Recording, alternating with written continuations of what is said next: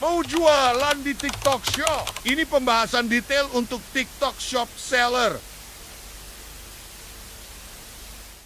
Minimal lu harus tahu beberapa hal ini kalau kalian mau laris, khususnya di TikTok.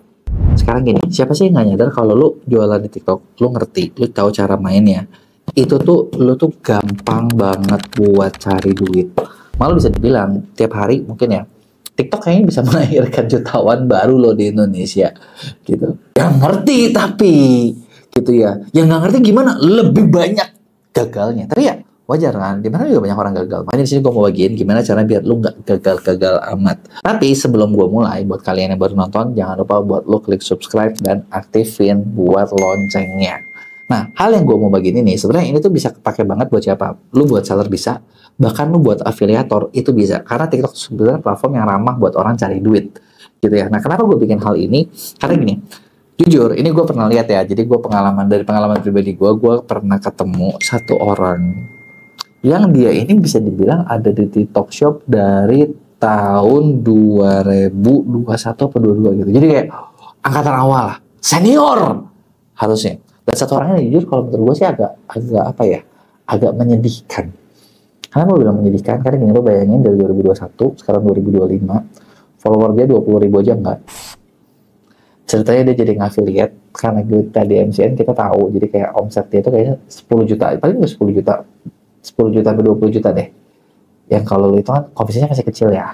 Bener nggak? Nah, terus kenapa gue tahu dari 2022? Dulu waktu itu awal, TikTok sempat ngundang cukup banyak kreator buat awal masuk TikTok Shop. Dan gue termasuk hal yang terundang. Dan orang ini gue ketemu di situ gitu. Oh, ini orang nih gitu ya di acara dari TikTok. Dan berapa tahun berlalu, kalau masih gitu-gitu aja. Kalau masih jauh banget. Bahkan yang ajaib adalah kemarin pas lagi ada acara TikTok Summit, gue di sana diundang sebagai nominator award. Dan akhirnya kita dapat awardnya. Hey! Jadi ketika ketemu di sana nih, ada salah satu temen gue yang nanya, lu kesini gimana? Oh, gue kan datang dari pagi, gue kan gak dapet undangan, jadi gue bantu beres-beres kabel segala macam. Hah? Maksudnya lu jadi kayak kru gitu? Tapi aneh, tapi nyata, tapi ini kejadian. Terus udah gitu, ya maksud gue gini sih, gue gak bilang biar, aduh kalian ngelakuin aneh gini ya. Tapi maksud gue, apa sih yang harus dilakuin biar lu gampang buat sukses di TikTok? Karena sebenarnya nggak susah loh, gitu kan, nggak susah dan bisa. Jadi apa yang harus lo tahu? Nah, ini dia nih, basic yang gue rasa lu minimal wajib tahu kalau lu mau kaya dari TikTok. Pertama, mayoritas pengguna TikTok itu Gen Z. Ya, sebenarnya dengan kita tahu nih mayoritas pengguna, apa sih yang kita tahu? Jadi gini, kalau lu ngerti lu lagi mau jual ke siapa, lu mau promosi apa, atau lu tahu siapa yang marketnya ada, lo tuh bisa tahu kira-kira gue jual apa ya, mereka butuhnya apa ya. Gue banyak banget nemu banyak seller, banyak afiliator, mereka tuh nggak ngerti kalau pasarnya siapa. Ketika lu nggak ngerti pasarnya siapa, ketika lu nggak ngerti kalian lagi mau jualan ke siapa, lu mau jualan barang pun susah, karena nggak tahu harus pakai bahasa apa, harus gimana ngomong ke mereka, kira-kira apa yang ada di pikiran mereka. Rumus nomor 1, ketika lu mau jualan dan lu mau dapat duit banyak adalah lu harus tahu lu lagi jualan ke siapa. Dengan lu tahu kurang lebihnya, kita tahu lah, oh kurang lebih kalau gue mau jual harganya berapa ya. Terus kalau gue mau ngapain ininya gimana ya. Contoh deh, ini dari pengalaman gue sendiri.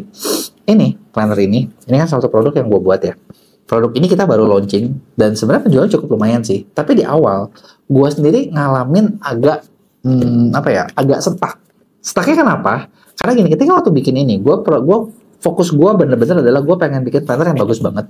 Jadi dari bahan, dari kualitas gitu ya, dari tampilan warna, gue bener-bener pengen sesempurna mungkin. Itu salahnya gue. Dan harga waktu itu, gue pengen harga gue di atas, jadi gue pengen ngambil kesan eksklusivitas. Jadi buku ini gue pengen dengan harga 200, di atas 250.000. Itu adalah ego gue gitu ya, ego gue pengennya segitu. Dan ketika gue bikin, awal tuh agak susah jualannya. Terus udah gitu ada campaign promo segala macam, dan begitu harganya ternyata dia di bawah 200, begitu 190 atau 80, nggak taunya jualannya laris. Dan di situ gue langsung kayak, gue miss gue nih, gue pengen di atas 2,5, ternyata marketnya pengennya di bawah 200, 190 sekian. Nah, ketika udah 190 lakunya kenceng. Nah, di sini kan lu butuh insight kayak gitu tuh, kayak kalau gue mau laku, kira-kira market gue mampunya maksimal berapa ya? Buat gue 2,5 itu eksklusif. Ternyata buat mereka di atas 150 eksklusif. Nah, dari situ aja kan lu udah ada bayangan ya, maksud gue ya, ini yang pertama. Yang kedua, yang lu perlu ngerti juga adalah orang itu datang ke TikTok itu sebenarnya semua tuh pengen cari hiburan. Orang nggak peduli dengan barang yang lu jual. Orang kagak peduli lu mau jual ini, jual itu, ini bagus banget, ini begini, ini barang premium, ini dan lain sebagainya. Orang nggak peduli. Nah, kalau lu ngerti ini, insight apa sih yang bisa kalian ambil? Insightnya sebenarnya simple. Oke, gua mau dapat jualan. Lu perlu sadar, ternyata gini. Kalau misalnya dilihat ya, semua customer journey perjalanan orang buat beli barang itu tuh nggak jauh-jauh dari kayak gini. Oke, gue beli barang. Sebelum gue beli, pasti gue harus add to cart dulu dong. Nah, ya kan kita tarik mundur nih. Sebelum beli check out dulu. Sebelum check out harus add to cart. Sebelum add to cart masuk keranjang harus ada suka dulu. Sebelum suka, nah dapat sukanya dari mana nih? Harus lihat berkali-kali. Gimana cara biar gue lihat berkali-kali barang yang ada? Oh, berarti gue lihat dari konten, bisa juga gue lihat dari live. Atau ada teman gue yang ngeracunin, tau kan lu kalau lagi suka nongkrong sama teman-teman suka, lu tuh barangnya belum, anjir ini bagus banget. Nah itu kan sesuatu yang apa sih? Nah, betul nggak? Coba lu lihat, gue lihat. Jadi nyawanya 3 nih, konten, live, racun. Racun teman-teman gitu ya. Itu kan 3 ya, bener nggak? Ya, jarang banget. Atau ada yang keempat mungkin. Lu merasakan satu kejadian dan lu ngerasa kayaknya gue butuh sesuatu deh. Nah, triggernya tapi itu lebih jauh lagi. Gitu kan. Nah, lu mencari gitu baru lu menemukan. Jadi ada 4 pintunya. Nah, dari sini gitu ya. Nah, barulah misalnya kita tergerak buat ngelakuin yang lain-lain. Nah, insight apa yang bisa lu ambil dari sini? Apa sih yang harus ngapain sih?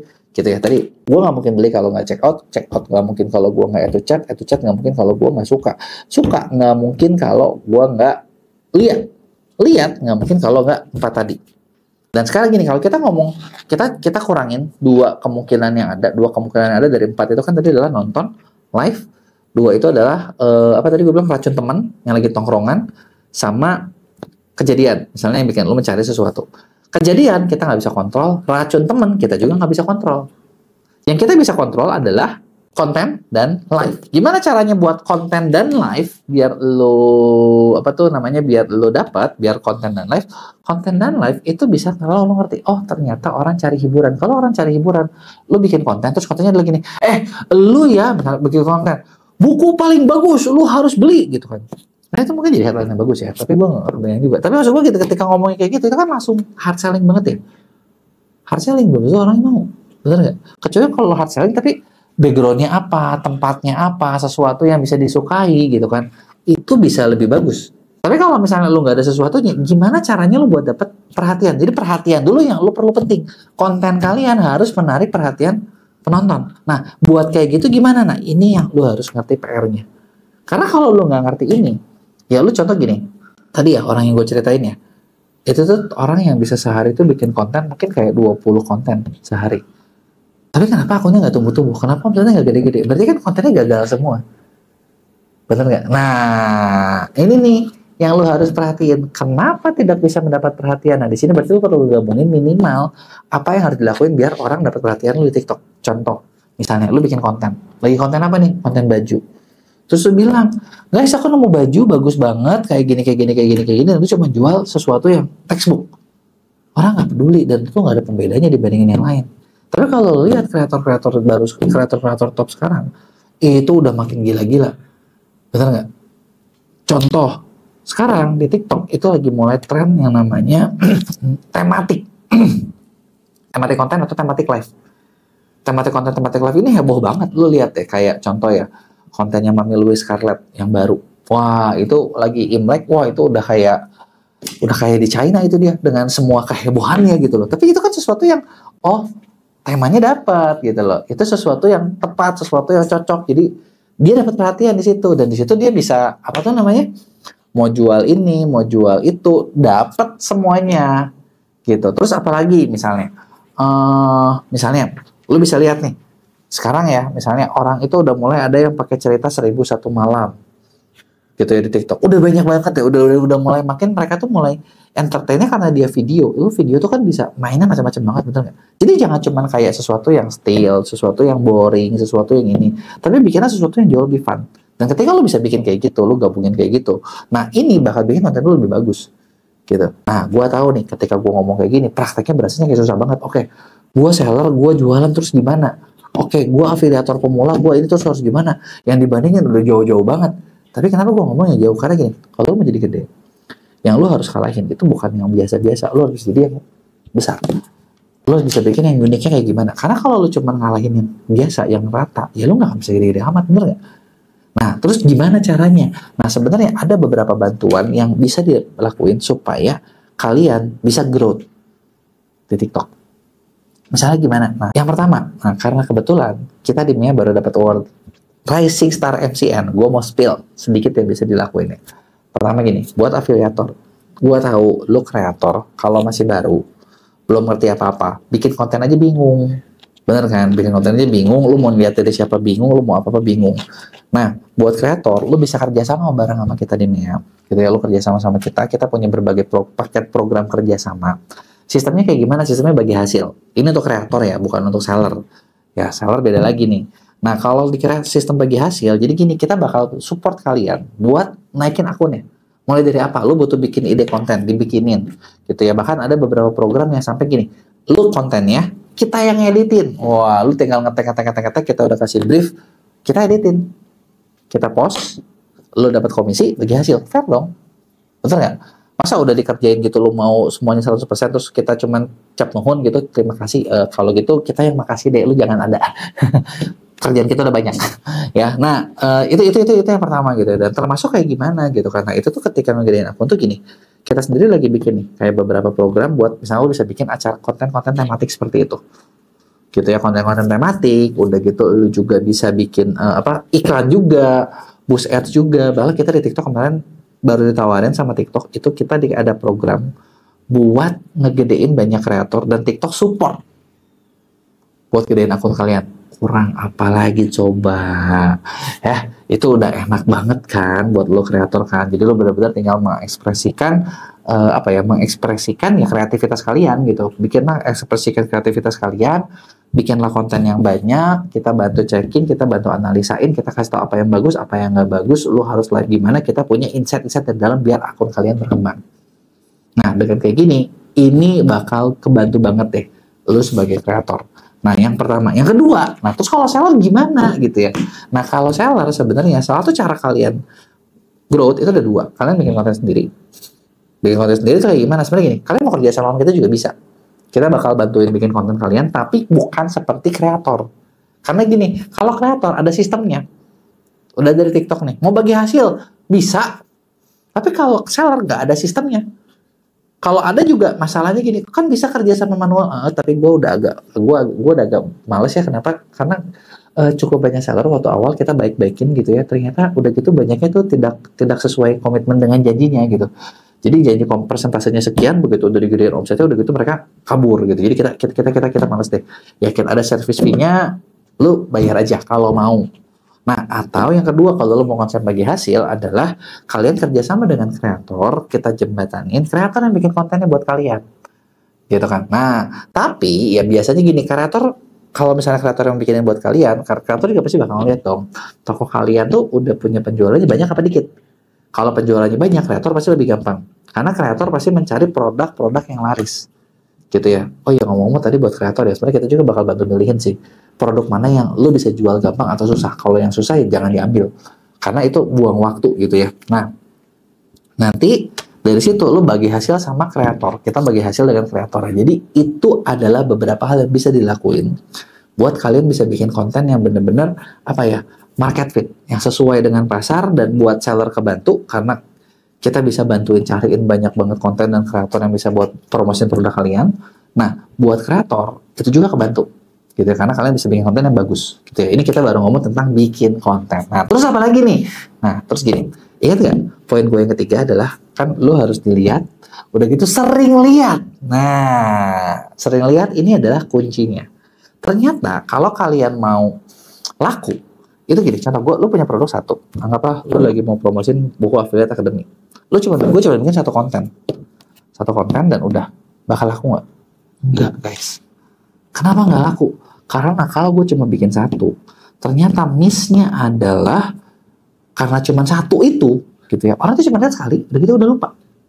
Nah, sebenarnya insight-nya adalah kalau gue jualan satu produk dan gue jualan sendiri, satu produk buku ini, gue mungkin perlu bikin konten 15-20 dengan berbagai angle yang berbeda, dengan berbagai situasi yang berbeda, dengan berbagai kondisi yang berbeda.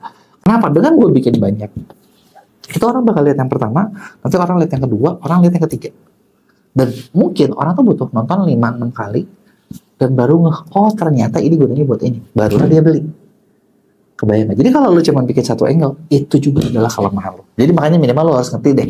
Yang gue bilang kan, ini benar-benar penting banget nih. Tentang lo bisa bikin konten yang matching, sama lo bisa bikin konten itu banyak, berkali-kali. Nah, terus insight apa? Buat afiliator, lo bikin konten harus banyak. Jadi kayak satu sampel itu mungkin minimal banget ya. Satu produk itu 5-6. Makanya gue bilang tadi, kayak buat kreator itu kalian perlu banget milih produk. Karena kalau produknya susah, lu udah bikin 6 juga nggak laku. Kalau produknya gampang, lu baru bikin 2-3 biji udah laku gitu loh. Kebayang kan bedanya kan? Nah, buat seller. Nah, seller sebenarnya punya poin yang diuntungkan. Untungannya gimana? Karena lu butuh bikin banyak. Sebenarnya banyak ini bisa dengan gini. Satu kreator bikin 5 dan lu punya 10 kreator. Udah 60 video yang lu punya. Gitu. Tinggal kualitasnya kayak gimana, bener nggak? Sesimpel itu kan. Ketika kayak gitu, lu bakal ngejual lebih gampang. Gitu ya. Nah, mau lebih dipastiin lagi, gabungin sama ads. Karena kan konten organik itu nyampainya apa ya maksudnya? Nggak bisa diprediksi. Ads bisa diprediksi. Orang yang udah pernah lihat dikejar terus sama kontennya. Jadi itu bakal bikin penjualan lebih kencang. Gitu. Jadi itu adalah hal-hal yang kata gue sih udah basic banget, wajib banget lu ngerti. Kalau lu kagak ngerti hal ini, wah, udah deh. Kayaknya lu bakal jadi kayak temen gue yang tadi deh. Ya kan gak enak ya kalau kayak gitu, bener udah lama lu segitu-segitu aja. Makanya inilah hal-hal yang wajib buat lu ngerti. Kasih tahu gue pendapat kalian di komen, jangan lupa buat like dan kirim ke teman-teman yang lain. Pembeli brengsek, udah capek-capek ngiklan, udah capek-capek promosi, masukin keranjang, beli kagak, anjir. Gue tahu banyak banget di antara kalian teman-teman seller mau di Shopee kek, mau di Tokopedia kek, mau di TikTok kek, itu kayak paling sebel kalau ngelihat orang tuh. Jadi gini, kalau lihat data ya, wow, keranjang gue banyak. Tapi kenapa kagak di check out gitu, bener nggak? Sebel kan? Nah, kalau lu ngalamin kayak gini, sebenarnya gini, gue mau kasih tau sama kalian, sebenarnya ada batas presentasi yang bisa dibilang itu wajar, ada batas juga yang ini bisa jadi bermasalah. Nah, jadi gimana sih? Oke, sebelum gua bahas detailnya kayak gimana, buat kalian yang baru nonton, pastiin dulu buat lu klik subscribe sama aktifin tombol notifikasi loncengnya ya, biar lu kagak ketinggalan info apapun. Yuk, kita mulai. Banyak seller ngalamin di checkout banyak, gue yakin semua orang juga ngalamin. Nah, makanya sebelum kita bahas solusinya, perlu kita lihat dulu customer journey-nya kayak gimana sih. Coba kita pikir dulu, kenapa orang-orang itu pada masuk keranjang, tapi kagak di checkout atau kagak dibayar-bayar. Malah sebenarnya, lu sadar nggak? Kadang, ini itu bisa jadi games, tau nggak? Pernah gak sih lu datang ke kawinan? Gue pernah berapa kali ya kawinan ulang tahun, sama MC suka nanya, dijadiin game. Coba lihat siapa yang keranjangnya paling banyak gak di check out, itu yang juara gitu kan. Saking itu kan saking fenomena yang kayaknya banyak banget orang tuh yang 99 plus gitu. Gitu. Apakah itu mereka kepada bokeh atau gimana? Nah, sebenarnya yang gue mau bahas adalah gini. Ketika kita ngiklan, atau bukan ketika kita ngiklan ya, ketika orang mau beli barang, kita kan lihat dari proses, jangan dari proses buyer, seller doang ya. Gue mau kasih tau kalian satu rahasia penting, dimana kalau lu mau laku, lu harus ngerti dari sudut pandang pembeli. Ketika kalian bisa ngelihat dari sudut pandang pembeli, udah lu mau jualan apa juga gampang. Ya, yuk kita lihat sudut pandang pembeli. Pertama, ini lu mau ngomong, kita mau ngomong all platform ya, mau ngomong TikTok, Shopee, Tokopedia sama, gitu ya. Pertama nih, gue lagi ngapa-ngapain, kan journey beda-beda ya. Ada yang journey-nya itu adalah gue lagi ngapa-ngapain, gue scroll sosmed, entah itu Instagram, entah itu Facebook, entah itu TikTok. Terus gue ngelihat satu konten, sesuatu yang menarik minat gue, menarik pesan gue, jadi apa nih, kayaknya lucu ya, kayaknya keren ya, bener nggak? Terus udah itu kalau kerkun ya gue itu chat, ya nggak? Nah kalau bukan kerkun, bisa jadi gini, apa nih? Gara-gara ngelihat, gue langsung cari. Nah, carinya di mana? Ya tergantung lah, bayar lu di mana. Ada yang nyari di Shopee, ada yang nyari di Tokopedia, bener nggak? Ada yang nyari di TikTok, langsung dicari kan? Di search sama mereka, serat, udah di search. Oke, kayaknya oke juga nih. Kayak gue jujur ya pribadi, beberapa kali gue ngeliat satu yang menggoda buat gue itu, lu tau gak sih? Ada yang namanya sol sepatu. Ini apa tuh namanya? Fiber, bukan fiber, aluminium atau apa gitu ya? Pokoknya besi lah, sol sepatu dari besi yang bikin sepatu lu tuh kalau dilipat bisa loncatnya makin tinggi. Ya itu gue lupa namanya apa, tapi terbukti kalau gue juga lihat iklannya. Karena gue suka lari dan gue suka bola, jadi kayak wah, logika gue tuh langsung bermain kayak wah gila nih kalau gue pakai ini di sepatu gue, wah makin kenceng nih gue lari nih, gitu kan. Terus gue cari, ya udah, gue itu cat. Apakah langsung gue beli? Tergantung. Gue merasa ini sesuatu yang penting banget atau bentar ya, lucu aja sih. Atau kadang suka ngeliat kalender, tanggal berapa kita? Oh, masih tanggal 20, belum ada payday, belum ada double date. Nanti deh, itu cat dulu aja. Biasanya kayak gitu. Ya, apalagi kalau misalnya ketika gue lihat, oke ini harganya segini, lagi nggak ada promo, lagi nggak ada apa-apa, ya udahlah nanti aja lah. Nanti kalau pas lagi gue mau check out, sekalian. Apalagi Shopee itu. Shopee itu suka ada voucher free ongkir yang bisa dipakai rame-rame kan. Nah, jadi kayak sekalian gue check out beberapa barang sekaligus. Jadi masukin keranjang. Dan apa yang terjadi sama seller yang membayar adalah dilupakan. Bener ya. Nah, ada lagi. Jernihnya beda. Gue lagi lihat-lihat. Misalnya gue lagi lihat-lihat gitu kan. Udah lihat-lihat. Ada live-nya. Apa nih? Oh, lagi live. Kok ada sesuatu yang untung ya? Wah, kayaknya kalau gue nggak beli, rugi banget deh. Apalagi kalau bayar lu cewek. Ya, jangan lupa cewek itu ada yang namanya katanya girl math. Lu pernah denger nggak? Dimana girl math itu kalau lu dapat diskon dan diskonnya itu gede, itu berasa bukan beli tapi untung. Nah itulah girls math gitu kan. Kalau jualan kalian tekniknya menggunakan girls math dan itu kena, jebret langsung dibayar. Kalau kagak, ya udah masuk keranjang, sekalian check out, tungguin nanti. Dan yang terjadi adalah lupa. Ada lagi nggak jalur lain? Ada. Ya, cepas mirip-mirip. Atau kayak gini, misalnya nih, jalur yang berbeda ya. Jernihnya adalah, kejadian lah gue lagi di luar, misalnya lagi di outdoor atau di mana, terus gue ketemu temen, terus lagi ngobrolin apa, ada sesuatu barang yang kayak, lucu lu, kemarin gue beli ini nih, kayak gini. Gue jadi kepo, gue cari, gue itu cap. Apakah gue beli langsung? Tergantung. Bisa iya, bisa enggak. Gitu ya, dan jernihnya gue yakin masih banyak banget yang lain, gak mungkin gue bahas di sini satu-satu.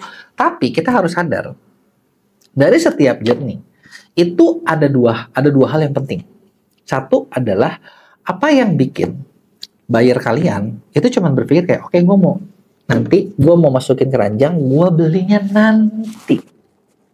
Nah, ini kalau kalian dapetnya kayak gini, gawat. Kenapa? Karena ya udah gitu terus. Atau ada sesuatu yang bikin pembeli kalian kayak, wah kapan lagi nih? Ini cuan abis, gua mau beli sekarang. Nah kalau kayak gitu, selamat. Bukan gawat karena lu dapet cuan beneran. Jadi ada dua nih, ada yang bisa bikin satu di nanti, ada yang bikin apa. Dan alasannya sebenarnya dari dua ini satu. Ada yang namanya pasti scarcity. Tahu nggak scarcity apa? Keterdesakan. Apa yang bikin seseorang itu kayak mau langsung belanja saat itu juga. Nah, biasanya scarcity ini itu ada momen-momennya. Ada waktu-waktunya. Jadi kayak double date, akhir tahun, lebaran, payday. Itu kan momen-momen di mana orang ngerasa mumpung lagi ini. Kalian dengar tentang apa sih pas lagi tadi kayak gue aja itu chat nanti deh. Gitu. Dan gue butuh, dan sebenarnya gini, untuk gue mengingat itu kembali, gue butuh sesuatu momen, butuh sesuatu hal yang bikin itu ke-trigger lagi. Gue merasa butuh dan akhirnya gue check out. Kalau enggak, gue mungkin nggak akan check out. Nah, jadi buat kayak gini, itu tuh ada dua. Itu tuh bisa macam-macam, bisa kondisinya gini. Satu, lu harus dorong itu scarcity dari awal supaya orang itu langsung action. Atau kedua, lu nggak bisa dorong, ya udah, lu tungguin aja. Tungguin apa? Mereka ngerasa butuh. Yang kalau mereka ngerasa butuh, waktunya lama lagi. Iya kan? Contoh gini, kalau misalnya gue tadi ya, gue cerita salah satu yang menarik buat gue adalah sol sepatu. Fiber karbon namanya kalau nggak salah. Fiber karbon yang bikin lu bisa, wah kesannya larinya lebih cepat. Kalau gue lagi nggak lari, katakanlah dalam 1 bulan gue sibuk banget, gue nggak lari, gue nggak rasa itu nggak butuh. Gue lari, Tapi gue merasa fine-fine aja. Gue ngerasa nggak butuh. Sampai mungkin gue lari ketemu orang atau gue main ketemu orang yang, wih gila nih anjir cepet banget. Terus gue tanya, kok lo bisa cepet gitu? Gue pakai fiber carbon. Gue inget lagi. Tapi momennya berapa lama tuh sampai itu di check out? Kebayang nggak poin gue? Ya kan itu kan butuh sesuatu yang ketiga lagi. Orang tuh seperti itu. Gitu kan buat diingetin lagi. Nah makanya sebenarnya kalau diperhatiin setiap industri itu tuh standarnya gini. Lo harus tahu ya. Kita tuh ngomongin data. Contoh gini, EtuChat tuh berapa? Berapa banyak yang jadi check out? Berapa banyak yang dibayar? Itu tuh ada persentasenya. Dan setiap kategori beda. Contoh, gue mau kasih spill ini ya, beberapa data yang gue punya ya. Gue nggak kasih data pastinya karena ini nggak boleh di share. Tapi gue kasih kurang lebih gambarannya lah. Ya. Contoh gini, dari data yang gue punya, gue menemukan beberapa fenomena. Satu, orang yang jualan elektronik, kamera, aksesoris gitu ya. Ya keyboard yang pokoknya perintilan elektronik teman-temannya lah ya, yang kalian pasti ngerti dong, kategori 3C disebutnya itu ya. Nah kategori 3C ini uniknya adalah gini, kalau lu jualan ini itu omsetnya tuh gimana ya, yang gue lihat datanya kalau di hari biasa itu cenderung kecil, tapi begitu dikasih momen payday, dikasih momen double date, dikasih momen lebaran segala macam, itu bisa naik sampai puluhan kali lipat guys. Jadi kayak kamera laptop gitu tuh lagi promo bener-bener bam gitu kan, langsung gede banget ordernya. Dan setelah itu besoknya gimana? Slow lagi. Gitu. Jadi kuncinya kayak kalau jualan 3C ya, kalian tuh bisa nggak sih ketika lagi biasanya memang sepi. Tapi ketika lagi promo, momen lo tuh bener-bener harus hajar. Harus gila-gilaan. Kalau lo nggak gila-gilaan, mati lo. Nggak kaya-kaya lo pasti. Gitu ya. Dan ini berbanding terbalik sama apa? Fashion sama beauty. Karena fashion sama beauty lagi biasa adem gitu ya, tenang gitu ya. Lumayan lah ada transaksinya ketika lagi momen naik dikit. Tapi nggak kayak Trisio bisa sampai berapa puluh kali lipat. Enggak, ini cuman kalau 1 juta, total lagi event 2 juta, 3 juta. Setelah itu gimana? Balik lagi 1 juta gitu lah. Stabil penjualannya. Stylenya tuh kayak gitu. Gitu ya. Ada yang lagi momen meledak, udah gitu sepi. Ada lagi yang bener-bener momentumnya lebih parah lagi. Jadi kayak cuman pas lagi di waktu-waktu tertentu bener-bener gede banget. Bisa miliaran. Setelah itu puasa lagi. Paceklik. Nah, ini kalau ngomongin produk yang kepengaruh sama apa ya? Momennya. Kenapa? Kalau gue pikir mungkin gini kali ya, kayak Tris itu karakternya karena harganya cukup mahal. Jadi orang EtuChat. Terus ketika lagi momen harus ingat gitu. Tapi masalahnya kan belum tentu diingat, bener ya? Nah, di sinilah lu harus kuat menjaga komunikasi, menjaga konten, menjaga orang buat tetap ingat sama produk kalian. Jadi supaya ketika lagi momennya mereka beneran check out. Gitu kan. Daripada ya mereka nggak inget ya udah mereka nggak check out. Gitu kan. Nah, sedangkan kalau yang lain ada juga yang stabil. Nah, buat ini tuh kayak gimana ya? Pasti statistiknya beda. Gue bakal bilang statistiknya beda. Jadi kayak misalnya nih kalau kayak yang fashion mungkin dari keranjang kayak EtuChatnya itu mungkin standarnya kurang lebih 15-30%. Yang 3C bisa lebih presentasinya bisa lebih statis lagi gitu loh. Jadi kayak di keranjangnya berapa, yang di check out benernya kecil. Tapi ketika momen toto orang check out semua gitu loh. Stylenya seperti itu. Gitu. Nah, gimana caranya nih? Buat kita nggak bisa ngerubah yang namanya momen. Maksud gue gini, contoh momennya 3C, lu pengen biar rame terus tiap hari. Susah. Kenapa gue bilang susah? Ya gimana caranya biar orang tetap langsung bayar? Nggak bisa kan? Yang bisa kita buat adalah efektifkan caranya. Nah, gimana caranya? Ada beberapa trik yang bisa kalian lakuin supaya check out-nya banyak. 1, lo bisa manfaatin flash sale. Tapi flash sale-nya itu jangan cuma kayak flash gini, karena orang suka bikin flash sale sebulan. Ya jangan gitulah. 1 hari, 2 hari. Biar apa? Mereka berasa, wah ini lagi beneran flash sale. Dan besok itu nggak flash sale. Gitu loh. Jadi memang ada muter. Produk-produk yang muter. Gitu ya. Hal itu bisa bikin kayak toko lu bisa lebih rame gitu loh. Karena kerasa kayak, wah ini tuh ada momennya. Ini bisa, jadi itu bisa bikin orang juga, wah mumpung lagi flash sale, kapan lagi? Ajar. Dan kedua, kalian perlu bisa juga, ibaratnya apa ya, manfaatin traffic, buat dapat ibaratnya kayak lu mau iklan lah ke orang-orang yang udah, kalau di Shopee ya itu chart. Gitu. Di Shopee, yang itu juga sama, gimana caranya? Nah di sini lu main yang namanya, kalau di Shopee itu ada yang namanya iklan Facebook Cepas. Kalau di TikTok ya lu main iklan TikTok, targetnya adalah orang-orang yang sudah itu chart. Gitu. Dan dikasih momen. Nah, ketika kayak gini, lu bisa convert banyak. Gitu. Itu adalah beberapa hal yang lu bisa lakuin buat meningkatkan penjualan kalian. Nah, jangan lupa semua ini kagak bakalan kepake kalau produk kalian dianggap nggak punya value. Jadi pastiin dulu produk lo ada value-nya nggak. Coba ada yang mau dicekin nggak? Value lo udah kuat atau belum? Kasih tahu gua produk apa yang kalian jual. Terus kenapa orang beli produk tersebut? Lo tulis di komen. Gua bakal bikinin konten, gua bakal cekin, dan gua bakal kasih tahu insight-nya ke kalian. Gitu ya. Nah, buat kalian nih, mungkin yang nggak kebagian, karena jujur nggak mungkin semua kebagian sih. Jadi, lu lakuin aja, kita seru-seruan, gitu ya. Tapi pengen dicekin, gitu ya. Bukan cuma pengen dicekin sih, pengen dibantuin, biar bisnisnya lebih berkembang. Kita di MEA tuh punya 2 program, buat bantuin kalian lebih naik. Yang pertama, ada yang namanya program pendampingan konsultan ordal.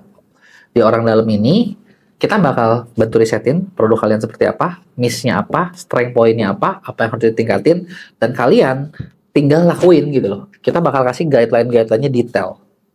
Gitu ya, lu harus ngapain aja dikasih tahu nih. Dan rata-rata orang-orang yang udah masuk ke sini itu omsetnya naik, penjualannya tumbuh. Gitu. Jadi lu kayak bener-bener serasa punya punya konsultan, punya pembimbing yang ngebimbing kalian selama jalan. Gitu ya. Cuman kita per bulan kita juga ngebatasin, kita nggak ngambil klien banyak-banyak karena terbatas. Nah, atau kalau misalnya kalian pengen kita yang kerjain di MEA Agency, kita juga punya program khusus buat bantuin kalian UMKM.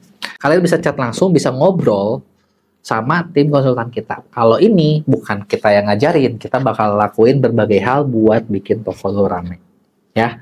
Jadi jangan lupa buat kalian yang pengen dicekin, lu tulis di komen produk lo apa, USP lo apa, gue bakal bantu cekin. Gitu kan, jangan lupa buat like juga dan kirim ke teman-teman lo yang membutuhkan buat dibantuin lebih tinggi penjualan online-nya. Rahasia biar produk kalian rame dijualin sama afiliator. Kalian nyadar nggak sih di TikTok ataupun di Shopee sekarang, kayaknya udah satu rahasia umum kalau produk kalian mau laris itu harus diomongin atau harus dikontenin atau harus dipromosi sama banyak afiliator. Ketika produk lu banyak yang affiliate, udah jamin deh order gacor. Tapi kalau nggak ada yang affiliate, gitu lagi kan. Nah, yang jadi masalah adalah banyak banget seller yang ngalamin, yang sering curhat kalau mereka tuh susah banget dapat affiliator. Bener nggak? Gue mau bagiin rahasia kecil yang benar-benar bakal ngerubah jualan kalian selamanya. Tapi sebelum kita mulai, buat kalian yang baru nonton, jangan lupa buat lu klik subscribe-nya dan aktifin tombol lonceng notifikasinya ya. Yuk kita mulai. Gini, yang sering gue dengar dan pasti kalian juga sering ngalamin atau kalian sering dengar dari teman-teman kalian, itu sering banget kayak gini. Seller itu udah ngechatin banyak affiliate, yang waro kagak ada. Bener nggak? Sampai gue pernah lihat ada memes kayak, nyari affiliate itu lebih susah daripada cari pacar. Bener nggak? Apalagi kalau misalnya kalian seller yang cukup percaya diri, yang ketika yang lo kontak tuh affiliate gede.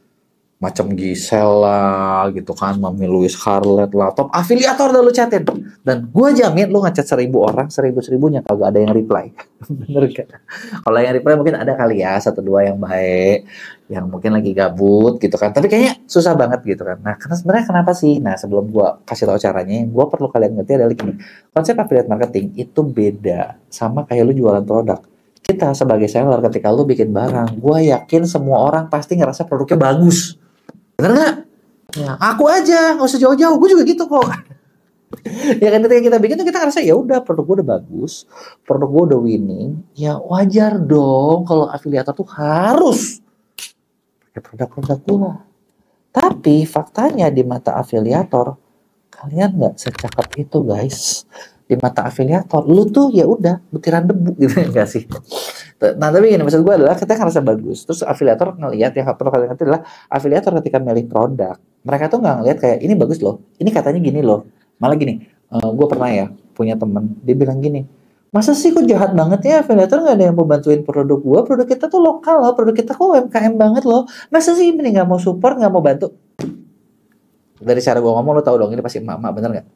Iya kan? Ya sebenarnya gue pengen ngomong sih kayak ya lu sekarang gini, lu mau lokal, lu mau UMKM, lu mau begini, lu mau begitu, bisnis is business man. Bener nggak? Lu bisnis, lu lokal, lu gini, lu nyari cuan kan? Lu ngambil untung kan? Kata si affiliate, gue juga nyari untung dong. Masa gue harus bantu lu cuma-cuma gitu kan? Emang lu siapa? Kenal kagak? Ini kagak? Ngemis-ngemis tadi bantuin? Repot dong. Nah, bener nggak? Nah, makanya yang affiliate lihat, yang gue pengen kalian sadar adalah affiliate itu selalu ngelihat ketika satu produk itu mereka mau promosiin, mereka bakal lihat satu, ada beberapa yang mereka lihat satu, ini produk gue gampang jual apa enggak. Kalau itu produk mereka nggak pede atau mereka nggak gampang jual, mereka bakal males. Kenapa? Gini loh, lu bayangin ya, lu jadi afiliator, lu harus konten, lu harus nge-live, gitu ya, dan terus lu nggak dibayar. Akun lu udah gede, contoh gini lah, lu punya akun udah 200.000, 500.000, 1 juta. Lu ngerasa kalau orang di endorse, satu endorse, satu video bisa 15 juta selesai. Gua nggak peduli mau laku apa kagak, gua dapat 15 juta. Sedangkan afiliator, gua bikinin konten buat si produk tersebut, si seller tersebut, gua kagak dibayar. Udah gua kagak dibayar, bener nggak? Si affiliate juga rata-rata kalau yang gua tahu ya, karena kan kita dimnya punya afiliator lumayan banyak lah ya, di Shopee 4 ribuan, di TikTok 1000-an. Jadi gue ngobrol sama mereka, gue tahu insight kepalanya mereka. Kalau mereka udah bikin konten gak laku, mereka tuh penasaran, ini kenapa gak laku? Gue bikin lagi. Ngerti gak? Bikin lagi beberapa nih challenge. Terus gak dibayar semua, sedangkan lu sehari kan lu tahu sendiri. Ngepost itu ya, kita emang mau ngepost berapa 100 video sehari? Kagak bisa kan? Udah ngeteknya capek, ngeditnya capek, punya tim harus dibayar, dan itu nol. Ya wajar dong kalau affiliate agak milih-milih, bener gak? Jadi mau lu pakai sounding gua pemula apa, mereka nggak peduli gitu. Mereka lihat satu gampang dijual apa kagak. Ini kunci pertama. Yang kedua, kalau lu kerja sama affiliate yang lebih gede, mereka bukan cuma lihat gampang dijual apa kagak. Yang kedua adalah kalau produk gua laku, ini ketika konten gua hit, lu bisa supply nggak? Jangan sampai nanti gua udah bikin produk gua bagus, ya baru 2 hari, karena udah habis. Kesel mereka. Contoh, gue punya salah satu afiliator di Mea, itu dia bikin satu konten, salah satu produk sabun lokal, dan dari satu video yang afiliator gue post, itu hari pertama laku 1.400 piece, gitu ya. Dan si sellernya down langsung, habis barang. Nah, 1.400 aja udah, ya cuma segitu doang dia bisanya. Ngerti nggak? Dia udah bete. Lu kebayang nggak? Affiliate pemula gitu kan. Terus begitu dibikinin konten, sehari laku 20. Terus, ya stok kita cuma 5 kakak, maaf ya, mohon maaf. Ya wajar dong affiliate nggak mau. Jadi mereka bakal, yang kedua adalah, lu laku apa enggak, lu stok barang banyak apa enggak. Yang ketiga adalah rating lu sebagai seller bagus apa enggak. Karena kalau rating lu jelek, ini bakal ngaruh ke mereka, ngaruh ke konten mereka, ngaruh ke traffic mereka. Ngerti nggak sampai sini? Kebayang ya? Jadi ini adalah 3 hal penting. Nah, ketika gue ngomong kayak gini, sebenarnya harusnya lu udah mulai kebayang tentang gimana caranya biar kalian tuh diterima sama affiliate. Jadi diterima sama affiliate, simple. Yang penting lu sesuai 3 kategori tadi. Laku nggak? Nah, masalahnya adalah banyak seller ketika mau nyari affiliate, kalau gue tanya, laku nggak? Kagak. Punya banyak nggak? Kagak. Reputasi toko lo gimana? Baru. Ya. Kata dia, wajar lu tolak mulu kan? Nah, oke. Kalau lu ngalamin semua, masih ada nggak solusinya? Ada. Tenang guys, gue kasih tahu. Tenang. Itu gue ngomong yang paling ideal ya. Dan gue tahu banyak yang susah ngalamin kayak gini. Caranya gimana? Caranya gini. Yang pertama kalau kayak gitu adalah lu harus tahu diri dulu. Yang lu cari itu jangan yang selevel gitu. Contoh gini, lu mau cari Gisel, ya nggak? Lu mau cari artis, ya. Si artis sekali ngonten bisa laku berapa ratus, berapa ribu. Artinya kan kalau lu nggak mampu, itu bukan level lu. Dan lu jangan gini, brand gua kan bagus ya, produk gua mahal ya, jadi gua maunya ini memang mama nih kali bisa kayak gini nih ya. Gua maunya adalah gimana ya ngomongnya? Gue maunya orang yang follower 100.000 ke atas, 100.000 ke atas juga damage-nya gede guys. Sekali konten bisa puluhan sampai ratusan, lu sanggup kagak? Terus mereka juga milih, dan mereka juga gak goblok. Kalau mereka goblok, mereka nggak mungkin jadi top creator. Benar nggak? Jadi kalau toko lo baru, toko lo masih kecil, ya udah pilihnya yang mungkin kayak ya udahlah yang pemula juga 1.000, 2.000, 3.000 sambil belajar. Apakah mereka bakal laku? Gue kasih tahu sama kalian, bisa. Kenapa? Gue mau kasih tahu satu rahasia ke kalian.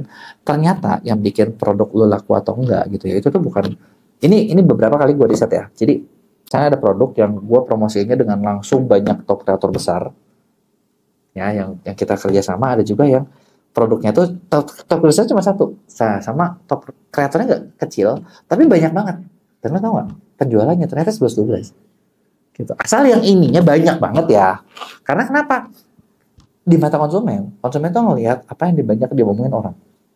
Kalau kita terus yang jual, mereka nggak percaya. Tapi ketika yang ngejualnya, si A ngomong, si B ngomong, si C ngomong, si D ngomong, si E ngomong, banyak banget yang ngomong, itu bakal bikin konsumen tuh, ini trusted, ini bagus, gue mau beli, gue mau pakai. Nah itu dia.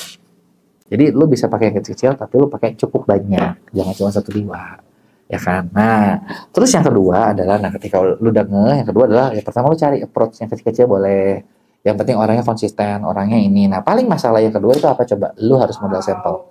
Kalau ngasih ke yang gede, lu mungkin sampelnya sedikit jumlahnya, tapi komplit, tapi gede gitu ya. Tapi mereka nggak mau sama lu. Nah, kalau yang kecil, jadinya mungkin lebih banyak. Itu aja problemnya. Nah, tapi meskipun kayak gitu, ini bisa laku. Salah satu klien gue jadi terkenal di TikTok karena waktu itu kita bisa ngurusin sampai 8.000, 11.000 afiliator. Sampel yang dia bagiin banyak, tapi dia dapat omset puluhan miliar. Ya, cuan juga dong, nggak salah dong. Bener nggak?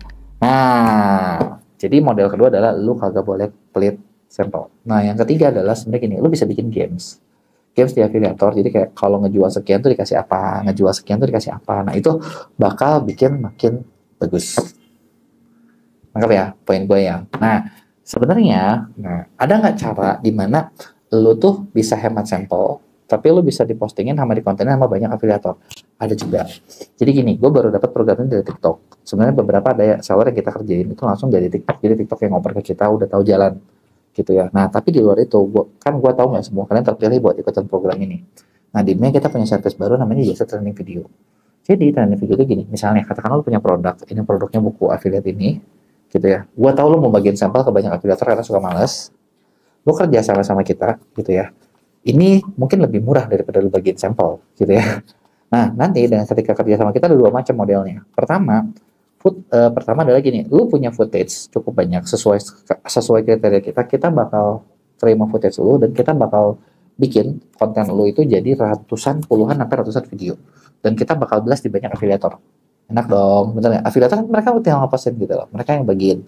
Jadi produk lo mendadak kayak satu trending gitu, lo bisa lacak berapa video yang di track dan hasilnya kelihatan. Atau kedua, misalnya, lo, aduh gue nggak sempet sama sekali nih, bisa nggak lo kirim barang sampel cukup kita aja ke di Mea, kita yang bikinin footage-nya, nanti kita yang bakal nyebarin juga, gitu. Enak kan? Lo nggak usah ngapa-ngapain kan, modal satu gitu loh, modal satu doang, tapi konten lo mendadak jadi wow gitu loh di banyak afiliator. Jadi itu adalah salah satu rahasianya gitu ya. Nah, kalau misalnya ini lu kerjain manual bisa nggak? Bisa, tapi mungkin lu bakal lebih repot lagi. Dan kalau lu nggak punya koneksi banyak afiliator, lu bakal cukup buang waktu banyak buat ngelakuin. Karena kan harus dicari yang cocok kontennya, cocok niche-nya, cocok apanya, itu butuh PR lagi. Gitu ya. Nah, itu tadi adalah beberapa cara buat dapetin afiliator. Ada nggak cara yang lebih efektif lagi? Ada dong. Salah satunya gimana? Ya lu kerjasama dengan MCN. MCN itu apa? MCN itu sebenarnya agensi yang namanya kreator. Kayak tadi yang gue bahas adalah gue menggabungkan fungsi di MEA sebagai MCN karena kita punya banyak kreator dengan fungsi di MEA sebagai agensi. Kita bisa buat ngedit, bikin konten dan lain sebagainya. Digabungin udah jadi satu macam deh. Lu udah enak banget tuh kerjanya gitu, dan harganya pun itu satu service yang sekarang tuh kayaknya di kita lagi cukup laku karena harganya murah banget. Harganya di bawah 5 juta lu bisa dapetin berbagai benefit kayak tadi. Udah disebar banyak afiliator dan view-nya tinggi. Nah, kalau di MCN bisa juga gini modelnya, misalnya kayak kita ngebelasin, nanti lu yang ngurus sendiri, itu pun bisa gitu. Jadi ada berbagai model cara, dan ini adalah cara-cara cepat dibandingin cara manual, itu lu cari satu-satu. Nah, gue nggak tahu kalian suka yang mana, tapi gue pengen tanya, menurut kalian anak mana? Lu tipikal yang mana nih? Lu cari satu-satu, lu chatin lu satu-satu orang gitu kan? Nggak dibalas ya udah lu jabanin, atau ya udah lu kerja sama-sama satu dua kayak kita, ya udah lu tinggal jalan, lu tinggal kerja sama kita, lu tahu beres, konversi makin naik. Nah, kasih tahu gua di komen, jangan lupa buat like video ini dan kirim ke teman-teman yang lain. Logikanya, semua orang juga tahu kalau orang bisa jualan harga mahal, ngapain jualan harga murah? Bener nggak? Untungnya lebih banyak, cuannya lebih asik, lebih cepat kaya. Tapi nggak tahu kenapa gue kagak habis pikir, orang kalau udah jadi jualan nih, banyak yang jadi bego, bisa jual mahal, tapi kok malah jual murah sih? Gimana sih, bentar. Ini logikanya kebalik ya? Atau enggak ya? Atau lu lagi kayak gitu ya? Tenang. Gue tahu kalau lu nonton video ini, gue yakin lu lagi stres. Karena mungkin lu ngerasa kalah persaingan, barang lu nggak laku, jadinya lu ngerasa harus banding harga. Dan ketika lu banding harga, gue tahu penderitaan lu yang paling dalam, dimana kayak anjir gue tuh kayak lagi ngirim barang untung 1.000 2.000, untung cuma segitu, kesel kan? Nah, di video ini tenang, gue mau kasih tahu gimana caranya biar lu bisa jualan mahal tapi laku, biar lu balik pintar lagi. Tapi sebelum mulai, buat kalian baru nonton, jangan lupa buat lu klik tombol subscribe-nya dan aktifin loncengnya ya. Jadi gini, Sebenarnya yang tadi gue bilang, gue juga pernah ngalamin jadi orang bego kayak kalian. Serius, sumpah, gue pernah ngalamin guys. Jadi ceritanya nih, ini kurang lebih di tahun 2017 atau 17 gitu ya. Jadi waktu itu gue jualan produk, terus banyak tuh yang banting-banting harga kan, bener nggak? Nah, dan terus udah gitu, gue juga anjir, nggak bisa gitu dong. Awalnya gue salah satu yang terlaris nih di barang ini nih. Gue nggak mau tahu, gue lawan. Dan lo tau gak kejadian apa? Dia turunin ceban, gue turunin goceng lagi.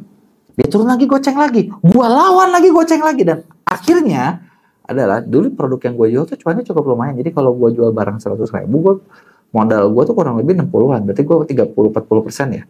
Tapi lu tau gak gara-gara gue ngelakuin itu, gue karena ketika jual barang yang harusnya gue untung 40%, gue cuma untung dipotong admin cuma 1.000 sampai 3.000 perak doang.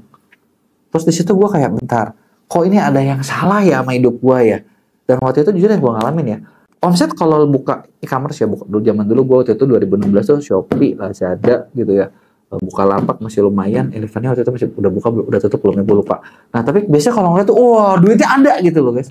Tapi rekening biasanya gue kosong. Ketika gue mau stok barang, gue gak ada duit anjir. Dan gue sering banget harus ngecek kayak bentar, gue buka dulu, lihat di JNE zaman dulu ya. Di JNE atau di Tiki barang gue yang belum nyampe berapa lama ya. Anjir ini gak nyampe-nyampe nih, duit gue mati nih, gue gak punya duit ya. Nah itu cerita gue dulu. Gue gak tahu lagi ngalamin apa enggak, tapi ngalaminnya kayak sucks banget kan gitu. Dan waktu itu gue tuh, dan di 2000 segitu ya, gue tuh tadi awalnya sempat lagi seneng karena di 2014an gue kayak ngerasa anjir, gue jualan online, gue enak, gue dapet untung banyak. Setelah sebelumnya gue pernah jualan waktu itu jadi distributor, masukin barang ke pasar, untungnya selosin cuma 500 sampai 1.000 perak. Udah gitu dikasih giro, bayarnya sebulan. Online ceritanya cash dan untungnya banyak. Gue senang dong. Tapi begitu gini, kok gue ngerasa kalau kayak gini online yang gue rasa enak, kok jadinya menderita juga ya.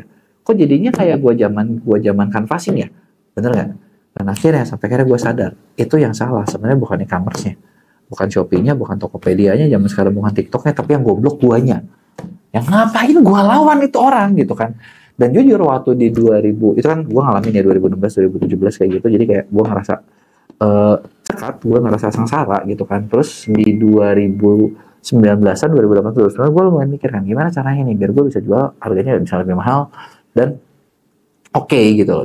Untungnya masih banyak, tapi gue masih oke. Dan akhirnya gue nemu, oh ternyata ada cara-caranya gitu loh. Dan cara-cara ini mau gue bagiin ke kalian. Dan sampai sekarang jujur gue masih praktekin cara-cara ini gitu kan. Dan itu terbukti selalu works gitu ya. Nah kuncinya gue mau kasih tau sama kalian gini. Kan kita tuh selalu ngerasa sebagai penjual ya, kalau lu lagi cari, lu tuh selalu ngerasa kalau gue mau jual barang gue lihat di persaingan gue paling murah apa enggak, bener nggak? Ketika lu berpikir selalu pengen gue harus jadi yang paling murah biar pengen laku, di situ lu goblok. Gue bilang, karena gini, gue ngalamin, gue tadi cerita gue, di situ gue goblok. Ketika gue kayak gitu, gue ngerasa gue harus paling murah buat aku, dan di situ gue mati. Karena ternyata buyer itu ada beda-beda. Ada orang yang price sensitive, ada orang yang nyari quality, ada orang yang nyari service, ada orang yang nyari beda-beda nih. Bahkan kalau misalnya di list ya, gue pernah bawain ini di satu training Jawara. Oh ya, ngomong-ngomong by the way ya, buat kalian yang misalnya pengen belajar jualan online, kita tuh dunia punya program namanya Jawara. Di Jawara tuh kita selalu ngebahas tentang gimana caranya jualan online makin rame. Kita acaranya ada bulanan, dan tiap bulan tuh ya memang ada materi-materi baru. Kayak bulan ini khusus terdekat itu kita ngebahas gimana caranya cuan buat lewat Ramadan. Dan nanti yang bagiin itu adalah salah satu tim terbaik gue Nimia yang biasa udah ngurusin brand. Jadi lu untung banget kalau lu ikut yang sekarang. Cuman gue nggak tahu kuotanya berapa lagi, jadi lu mendingan cepetan daftar deh. Nah, di Jawara, waktu itu gue sempat dari riset gue, itu ada 10 tipe pembeli. Dan ketika lo mikir paling murah, percaya sama gue cuma milih yang pertama. Dan pada sensitif, ternyata itu yang paling rese. Dan itu juga yang gue ngalamin. Jadi pembeli gue gak ada yang loyal, anjir. Karena kenapa? Begitu gue turunin harga, nanti ada orang yang nurunin, dia pindah lagi. Ya kan? Dia kan selalu cari paling murah. Yang ngapain gue di situ? Di situ akhirnya gue mikir, oh, gue kalau mau laku, gue gak boleh mikir cari price sensitif. Gue lupain aja mereka. Lagian mereka cuma 1 dari 10. Masih ada 9 tipe lain. Gue gak bahas di video ini detail ya, tapi gue bakal bahas ada orang yang nyari value, ada orang yang nyari service. Nah, terus di mata orang yang nyari value atau service, mereka itu sebenarnya bukan ngelihat harganya. Tapi kalau gue keluar 200.000, kalau gue keluar 500.000, itu worth it apa enggak? Service apa nih yang gue dapat? Untung gak gue? Gitu kan. Nah, perasaan-perasaan itulah yang lu harus jual. Dan kalau lu pengen lihat ya, lu belajar gitu ya, lu belajar tentang teknik sales. Sales itu selalu ngomongin tentang gimana caranya lu bawain emosi. Nah, jadi kalau misalnya lu maksudnya masih pakai logika buat mikir harus paling murah, nah itu gue bilang kan tadi lu bego. Gitu ya. Enggak sih, enggak lu, gua dulu juga ngalamin kok. Gua 2 tahun kayak gitu. Gitu kan. Yang itu kayak the worst day of my life gitu ya. Jadi kayak lu punya omset tapi kerek mulu gitu kan, sengsara ya. Nah, lanjut cerita kita. Nah, setelah itu gue mulai ngerubah strategi bisnis gue. Jadi ketika gue jualan, gue mulai pikir nih kayak, nah di sini PR lu nih memang nih, lu perlu mikir. Tapi menurut gue gini lah, mendingan lu mikir dikit, otak lu pakai dikit. Karena gini, kalau lu udah ngerti orang itu carinya apa, butuhnya apa, lebih enak daripada lu jualan murah terus.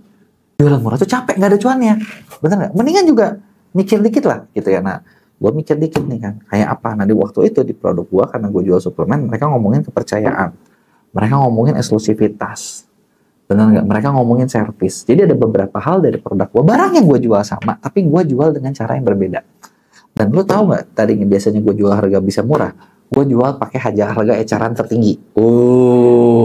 Sedap itu. Yang tadinya untung 1.000, 2.000, bisa untung 40, 50.000 lagi. Nah, itulah yang harus lu bikin. Pertama, jadi lu harus tahu value apa yang dicari sama pembeli ketika mau beli barang lu. Nah, itu beda-beda. Ada yang mungkin cari fungsi, ada yang mungkin cari, itulah PR lu lah gitu. Gua bilang, kenapa gua nggak bisa detailin satu-satu? Satu, kalaupun gua detailin produknya, gua nggak tahu produk kalian apa, bener nggak? Nah, beda kalau misalnya kayak di workshop atau apa, gua bisa bantu detailin. Atau misalnya gini, di MEA tuh kita kerjasama, kita punya program baru namanya program pendampingan ordal. Di ordal kita bantu risetin, karena kita tahu dengan jelas bisnis itu seperti apa, dan di konten kan nggak mungkin gua bisa kayak gitu ya. Makanya kalau misalnya lu mau, lu bisa juga kerjasama dengan pendampingan ordal. Dibantu tuh dirisetin, oh kira-kira produk lu apa, USP lu apa, unique selling point lu apa, itulah yang dulu gue buat, gitu kan. Gue buat itunya. Nah, ketika gue udah buat itunya, masalah kedua muncul. Nah kan, biasanya kan kalau kita udah kayak gitu, kita itu, oke, gue udah punya ini, gue udah punya itu. Kalau dari awalnya murah, begitu pindah, nanti orang pasti banyak yang turun. Omsetnya pasti bakal berasa turun dulu. Tapi belum tentu turun selamanya. Karena ketika lu biasa jual murah, traffic yang lu tuh biasa trafficnya murah. Kalau lu mau naik harga gimana? Lu harus cari traffic baru. Atau kalau lu mau aman, toko lama lu udah punya harga murah, lu bikin toko baru harga mahal, boleh lah. Nah, di toko baru masalahnya apa coba? Traffic. Gitu kan? Nah, oh ya gue lupa sebelum gue bahas traffic ya. Ketika lo udah bikin USP, pastikan semua USP itu tercantum di SKU kalian dengan jelas. Ini bukan cuma ngomongin tulisan, tapi bener-bener apa ya, bisa dibilang semuanya inline. Mulai dari positioningnya. Contoh gini deh, gue mau jual baju, misalnya tadi barang gue murah, terus gue mau bilang baju premium. Baju premium nggak mungkin di judul gue kaos murah. Kan nggak mungkin, nggak matching tuh. Harusnya matching gitu loh. Nangkep ya maksud gue ya. Terus udah gitu gambarnya harus premium. Kalau gue mau ngarah premium ya. Kalau lu mau ngarah servis, kasih lihat servisnya seperti apa, chatnya seperti apa gitu kan. Deskripsinya seperti apa, itu pokoknya harus benar-benar di highlight di video, semuanya jelas gitu. Itu adalah PR lo. Ketika lu ngerombak ini sesuatu jadi bagus ya. Kalau waktu gue ya itu gue jujur waktu itu ya gue sampai buat di toko gue.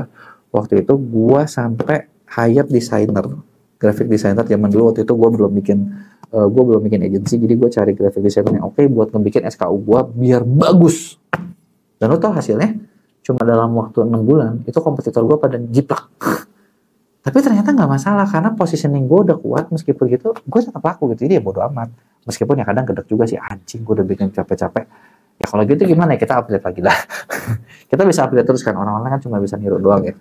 Ya tapi kan kelihatan, berarti kan itu orang-orang yang seperti itu lo bisa balas terakhir ya kalau di toko gue sampai bilang ya lu kalau lihat yang seperti ini ya dengan harga murah itu palsu, karena nggak mungkin ada yang bagus kayak gitu kan. Itu memang ya lu tahu sendiri, kita bilang di online sama banyak penipu, ya udah kita bilang aja, kita diskreditkan aja semua yang jual harga murah. Itu yang gue lakuin gitu kan. Nah setelah itu adalah masalah berikutnya traffic. Nah di sini problemnya tapi traffic itu sebenarnya kalau zaman dulu gue males ngiklan, karena prinsip gue kalau bisa gratis kenapa iklan. Tapi begitu di sini gue tahu oh trafficnya kecil, gue harus dapat traffic banyak, dan disinilah investasi gue keluar di iklan. Keluarin tuh duit buat iklan, mau di iklan Shopee kayak iklan apa lu hajar gitu loh. Nah ketika lu beli traffic di situ kan lu dapat traffic yang sama, conversionnya bakal kelihatan, dan di situ lu jadi profit gitu. Kalau itu yang gue lakuin dulu ya. Jadi ketika bikin kayak gitu dapat. Nah poin ketiga yang perlu lu ngeh lagi, yang terakhir adalah sekarang gini, ketika lu udah menjanjikan sesuatu yang baru, lu merubah USP-nya, apakah ini sesuai dengan yang lu janjikan? Nah, ada nggak impact-nya, dapat nggak? Kalau dapat, bisnis lu bakal panjang. Kalau nggak dapat, bisnis lu bakal pendek. Kenapa? Karena gini, lu udah ngomong ini bagus, ternyata jelek gitu loh, orang kecewa. Nah, lu harus jaga di situnya. Kalau itu sudah terjaga, udah bisnis lu aman. Gitu. Contoh ya, maksudnya pengalaman yang gue pribadi ya. ini, produk ini, buku Affiliate Academy ini bisa dibilang produk yang harganya mahal banget. Kenapa? 350.000 kalau dilihat di TikTok Shop harga bukunya itu tipis kayak begini. Ya kan, yang kayaknya ini buku apaan 300.000 gitu kan. Tapi kenapa? Karena value yang terkandung sebenarnya bukan di bukunya, tapi di platform buat mengkonekkan afiliator dengan sales. Gitu, dengan seller. Nah, itulah value yang mahalnya di situ gitu. Nah, produk gue yang berikutnya lagi nih. Nah, ini Planner Affiliate 2025. Nah, ini secara quality bagus. Harga 250 ribuan. Gitu kan. Dia memang nggak ada platform ini itunya, tapi karena kita udah punya nama yang dan ini barangnya bagus gitu ya, pembelinya juga ada. Tapi kalau lo tanya apakah barang gue termurah, enggak. Planner yang harga 70 ribuan banyak, punya gue 3 kali lipat, 4 kali lipat, tapi kenapa laku? Nah, itu kan yang harus lo pikirin kan. Jadi gue bukan cuma ngasih tak, gue bukan cuma ngomong, gue tunjukin nih yang gue bikin kayak gini kayak gitu dan terbukti itu laku, ya kan. Nah, makanya buat kalian yang ini gue udah spill sebagian, mungkin gue nggak bisa spill detail-detail banget ya, nggak bisa terlalu banyak, tapi kalau yang di konsep konsultan di program pendampingan itu kita bisa bagiin jauh lebih banyak. Kalau lo yang mau, lo penasaran, lo bisa langsung. Nah, gue pengen tahu pendapat kalian dari materi yang gue masukin yang udah gue ceritain, ada nggak yang bisa lo terapin? Lo boleh tulis di komen, atau kalau lo percaya lo tulis di komen, lo like video ini juga, dan jangan lupa kirim ke teman-teman lo. Ini dia beberapa kesalahan konyol yang sebenarnya harusnya nggak kejadian sih. Tapi nggak tahu kenapa di Indonesia itu masih banyak banget seller-seller yang tokonya mati, atau tanda kutip pelanggaran, atau tanda kutip penalti, cuma gara-gara hal sepele kayak gini. Gini, buat lo yang belum tahu, jadi kalau kayak di e-commerce ya, lo mau jualan di TikTok, jualan di Shopee, jualan di Tokopedia, mereka tuh pasti punya aturan-aturan. Gitu ya, sebenarnya bukan mereka ribet sih, tapi ya namanya juga mereka orang juga nyari duit ya. Nah, yang jadi masalah adalah ketika lo kagak ngerti aturan-aturan ini dan lo ngelanggar, itu tuh biasa pasti ada hukuman.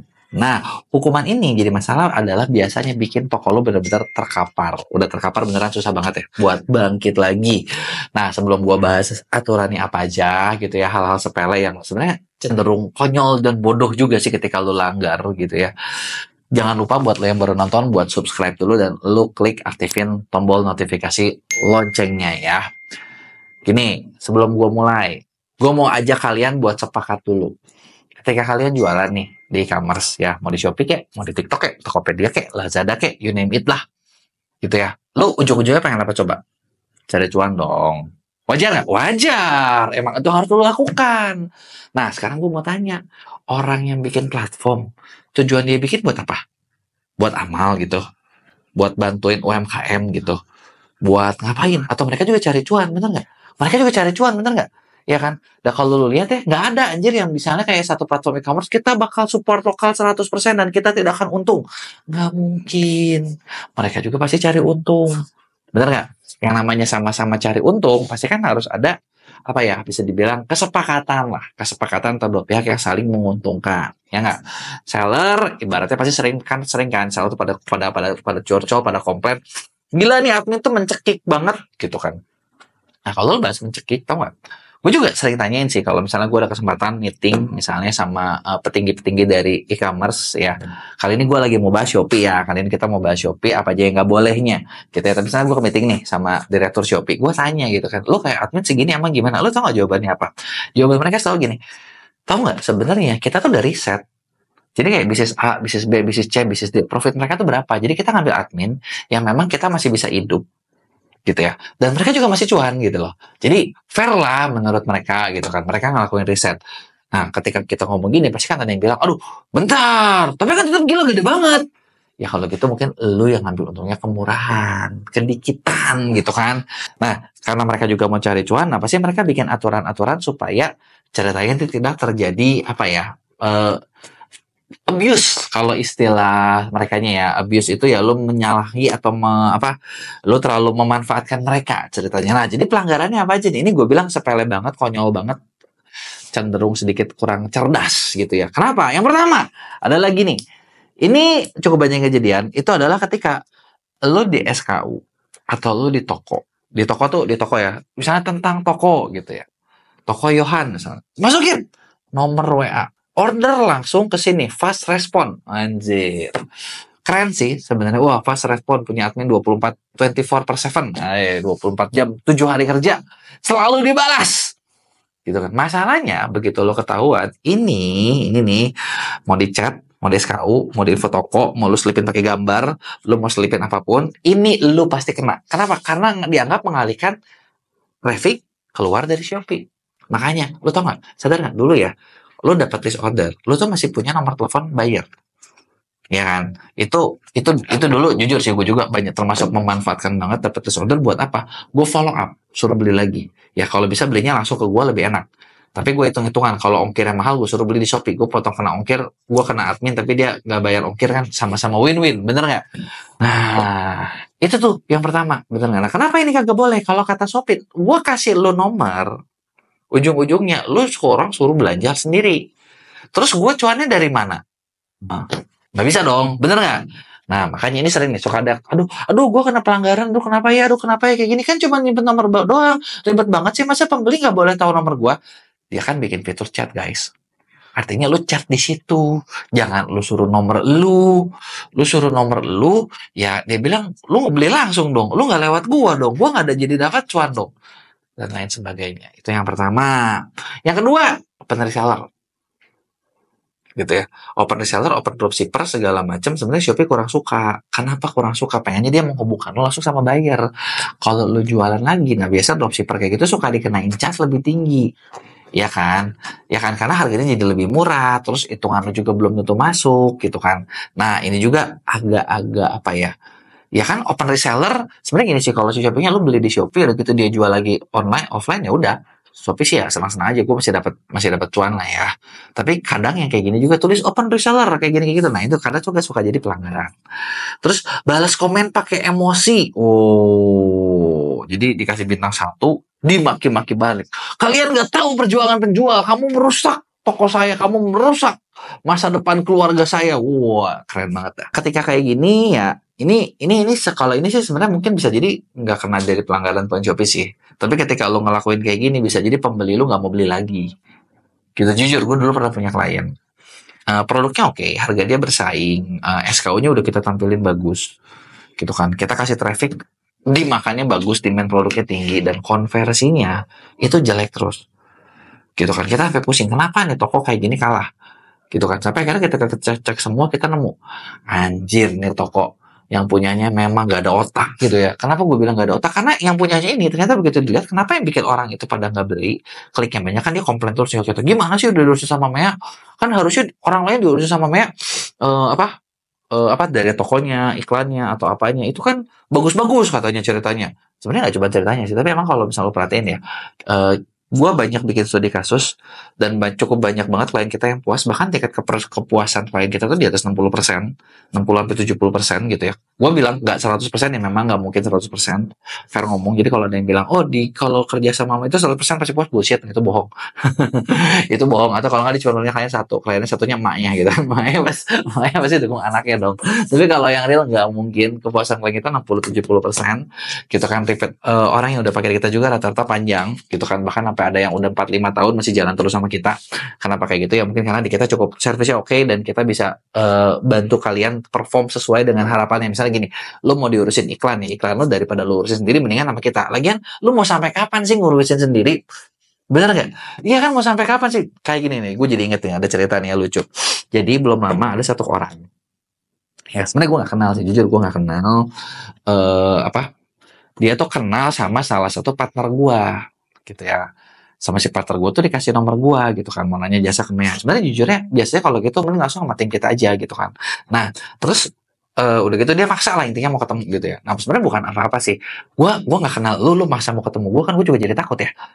Betul nggak? Lu mau ngapain? Ya ujung-ujungnya udah tahu sih, pasti lu mau nanya segala macam gitu ya. Ceritanya lu mau konsultasi, bukan gue pelit konsultasi, tapi sekarang gini deh, lu datang atas waktu lu gitu kan, waktunya harus gimana gue harus ngikutin, sedangkan gue punya beberapa bisnis lain yang gue harus tinggalin demi orang itu, kan sebenarnya agak-agak kayak nggak fair gitu, bener gak sih? Bener ya, nggak fair ya. Jadi kayak lu mau gue harus ngikutin gitu kan, sedangkan lu siapa, gue kenal juga enggak gitu kan. Terus kenal sama teman gue juga ternyata kenalnya cuma kenal selewat juga gitu kan, emang agak aneh nih orang gitu kan. Nah terus udah gitu cerita, ya udahlah gitu ya, udah gitu sempet ngobrol itu hampir 3 jam, jadi waktu gue terbuang 3 jam gitu ya. Sebenarnya ketika di sini gue bisa ngurusin beberapa bisnis gue yang lain lebih benar. 3 jam dengerin dia cerita dan dia curhat gitu ya, bukannya gue ini, tapi terus gitu masalahnya cuma satu, adalah ketika dia jualan ceritanya di online, dan dia tuh saking gak percayanya sama orang, terus semuanya harus kerjain sendiri, terus pengen gede. Ya menurut gue itu kan sesuatu yang gak mungkin, bener gak? Gimana caranya lo mau sendiri gede gitu kan? Mau lempar ke orang nggak mau gitu ya, takut bodoh, nanti takut gini takut gitu. Ya udah kerja sama kita udah profesional, kita nggak akan makan lo, nggak mau juga mahal. Padahal lu jualan ngambil cuan juga kan ya. Lu berarti gini, lu boleh untung tapi orang lain nggak boleh untung. Nah, ini nih yang bikin orang nggak akan bisa gede biasanya, bener nggak? Nah, balik lagi. Nah, ke salah satu klien kita ini tadi yang komplain gitu ya. Komplain ternyata begitu dicari tahu, ketemu masalahnya. Masalahnya adalah karena ternyata di semua produk dia itu banyak banget ulasan yang jelek. Sebenarnya ulasan jelek doang sih nggak masalah sih. Karena mungkin ketutup sama yang bagus ya. Jadi masalah adalah cara dia balas ulasan itu benar-benar bikin orang emosi. Contoh, orang beli baju. Ini produknya baju ya. Ini realnya produknya baju. Terus dari kita ada yang komplain. Aduh, di foto kok di SKU tulisannya segini, harusnya badan saya S masuk. Badan saya M masuk, di sini kok jadi merecet ya, nggak pantas. Tahu nggak dia balasnya apa? Itu badan lo aja yang kegedean, makanya tahu diri. Ini kok warnanya beda. Kalau di foto kayaknya bagus, di kulit saya nggak cocok. Itu mah kulit lo aja yang salah. Jadi kayak apapun yang terjadi dia salahin si pembelinya. Dan wajar nggak? Akhirnya ininya nggak bagus. Nah ini dia nih PR-nya nih. Cuman gara-gara balas komen itu, maksudnya gini loh. Lo pasti dapat review gak bagus tuh pasti dapat. Semua orang pasti dapat. Ibaratnya apa ya? Lo pasti ada pernah jatuhnya. Nah ketika lo jatuh, itu nggak salah dengan lo jatuh. Yang dilihat adalah gimana cara kalian ngerespon si jatuhnya itu tadi gitu. Contoh kayak tadi ya. Misalnya lo jatuh, terus lo ngeresponnya, aduh iya maaf kakak, ini kita bakal gini, kita tuker, kita kasih baru, kita kasih servis segala macam. Itu bakal bikin orang seneng. Bener nggak? Bahkan kalaupun dia sendiri jadi malu gitu loh. Aduh, gue udah salah nih, gue yang malu nih, kok gue yang gimana gitu kan, bener nggak? Nah, tapi ketika misalnya lo caranya kayak gitu, ya udah, wish gitu kan, orang bukan malu tapi menjadi bete sama lo, ya. Nah, berikutnya, nah salahnya lagi adalah ini salah satu kesalahan yang paling fatal yang lo nggak boleh lakuin, itu ketika lo matiin fitur gratis ongkir. Gratis ongkir lo matiin, cashback lo matiin, misalnya. Gitu ya. Terus gratis ongkir ekstra lu matiin. Gitu. Gua tahu itu semua tuh kalian itu ceritanya biar hemat. Harga gue udah murah. Sekarang gue dipotong admin segini. Masa shopping ambil 13% gue cuma untung 2.000 perak. Gua ngerti penderitaan lu, tapi ketika lu lakuin, bener sih, lu hemat. Tapi lu juga gak dapet apa-apa. Lu juga dapetnya 0. Kenapa? Karena gini, lu harus sadar, pembeli di Shopee itu bisa dibilang gimana ya, cukup fakir ongkir gitu ya, cukup fakir ongkir, dan kayaknya tuh mereka tuh udah terbiasa kayak gitu. Bahkan kalau gini deh, lo perhatiin deh teman-teman lo, nggak percaya lo tanyain ya semua teman-teman lo yang punya Shopee, yang suka belanja di Shopee, kasih pertanyaan gini, lo mending bayar ongkir atau mending nambah belanja? Gua jamin 90%, apalagi kalau cewek ya, mereka bilang gua mending nambah belanja. Nambah 100.000. Namanya 100.000 lo buat dapat ongkir. Gak apa-apa.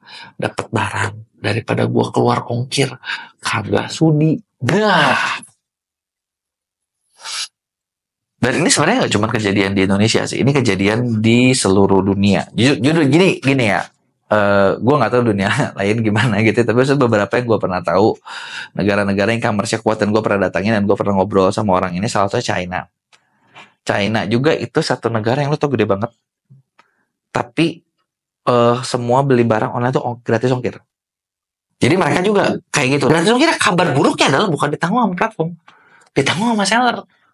Gila gak tuh seller sana? Gitu ya. Dan kenapa bisa kayak gitu? Ternyata gue sempet nanya gitu ya sama salah satu orang, ini kali gue ngobrol sama orang ByteDance. ByteDance kan di sana di China kan kuat ya, Douyin disebutnya TikToknya China gitu ya. Nah di sana itu lu gratis ongkir antar negara satu China tuh, lu mau dari ujung ke ujung itu paling cuma bayar 1 sampai 2 yuan doang. 1 sampai 2 yuan itu berarti 2.500 sampai 5.000 perak doang. Paling mahal 10.000 udah ujung sampai ujung. gitu ya. Kok bisa ya, gue kagak ngerti lah. Itu mereka mungkin infrastrukturnya udah sejago itu, jadinya efisien gitu ya. Di Indonesia aja mungkin kemahalan gitu ya. Jadinya ya itu mungkin PR-nya kita gitu ya. Nah, jadi ketika lu gratis ongkir itu lu ilangin, nah itu di situ lu bakal kehilangan pembeli. Gratis ongkir ekstra juga sama ngaruh. Kenapa? Karena lu harus sadar ketika orang mau check out gitu ya, orang mau check out, orang tuh ngeliatnya dari mana nih gitu, tau gak? Kebayang gak? Oh, ada gratis ongkir ekstranya, jadi yang tadinya ongkirnya sekian dapat tambahan, lebih murah, lebih apa gitu. Dan pembeli shop itu cukup suka mainin voucher, makanya lu lihat voucher lagi live atau apa itu cenderung bisa ningkatin penjualan. Jadi itu dia tadi nih beberapa hal sepele memang kalau lihat ya, nggak ada yang beneran, nggak ada yang berat-berat beneran. Tapi hal-hal sepele ini bikin toko lu ya mati hidup gitu loh, dan nggak gede-gede. Jadinya kalau misalnya kalian alamin ini, ada nggak solusinya? Solusinya cuma satu sebenarnya. Solusinya ya lu bisa ngurusin banding. Cuma banding shop itu susah, gitu ya. Gue pakai ordal aja susah, apalagi yang nggak pakai ordal lebih ribet lagi. Emang agak susah, ya udah sabar-sabar aja, gitu kan. Yang benernya gimana? Yang benernya adalah lu perlu kalau buat. Tapi gini, yang jadi masalah tuh pasti orang bilang, oke, gue mau di Shopee tapi gue tuh berat sama admin. Ya sebenarnya admin lu nggak bisa apa-apain. Gue berat sama iklan. Solusinya cuma satu, tau gak? Lu harus bisa bikin iklan lu gimana caranya jadi efektif. Nah, buat bikin efektif, itulah yang kadang butuh PR, butuh pengalaman. Nah, kalau lu bingung, sebenarnya lu bisa kerja sama kita di Mea. Kita yang bantu kerjain, kita yang bantu urusin. Gitu, minimal iklan lu bakal lebih, gue nggak bilang pasti langsung untung. Gue bakal bilang lebih efisien, lebih efektif. Kenapa? Kan kita udah pengalaman dalam ngurusinnya. Gitu ya, bedanya di situ. Gitu ya. Nah, buat lu yang, aduh, gue pengen ngerjain di Shopee, tapi gue pengen belajar doang, tenang. Di Mea kita punya program pendampingan. Jadi, kita kerja sama dengan beberapa konsultan. Jadi, pendampingan ini modelnya adalah lu bisnis lu apa, kita bakal bantu risetin toko lu kayak gimana, masalah lu kayak gimana, kompetitor lu kayak gimana, solusinya kayak gimana, semuanya step by step dipandu. Tinggal lu yang jalanin. Gitu ya. Kalian yang kerjain. Nah, bukan kita yang ngerjain gitu ya. Nah, cuman kalau misalnya nggak ada orang, balik kita bekerja sama kita. Jadi itu dia tadi beberapa hal yang diperluin. Kasih tahu gue pendapat kalian di komen. Jangan lupa like dan share ke teman-teman lo yang lain.